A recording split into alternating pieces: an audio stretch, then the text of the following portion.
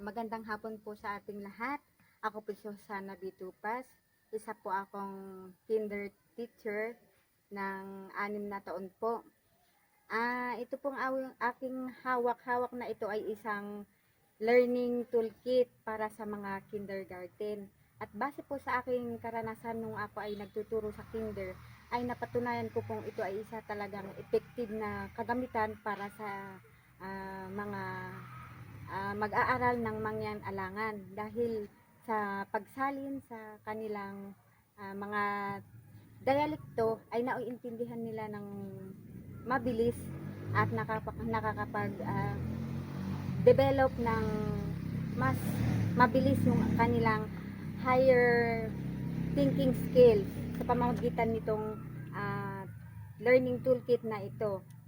Hindi lamang sa mga bata kundi sa mga guro din po, lalo po yung mga hindi mangyan na guro, mas madali po nilang maituro itong storybook na ito dahil ito po ay nakasalin talaga sa dialekto ng mga mangyan alangan.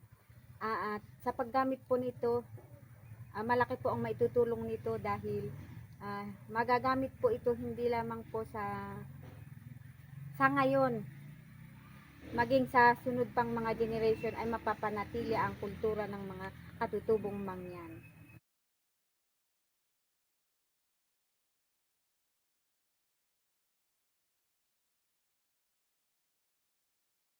Ang learning kit na ito ay isinulat at ginawa ni Emmanuel Guarde dahil sa kanyang pagmamalasakit sa mga katutubong mag-aaral na mga mangyan alangan. At dahil sa kanyang pagmamalasakit ay naisip niyang gumawa ng mga magagandang kwento tungkol sa nakaakibat sa kultura ng mga mangyan. Kaya magagamit natin ito hindi lamang sa ngayon kundi sa mga susunod pang henerasyon. Maraming salamat po.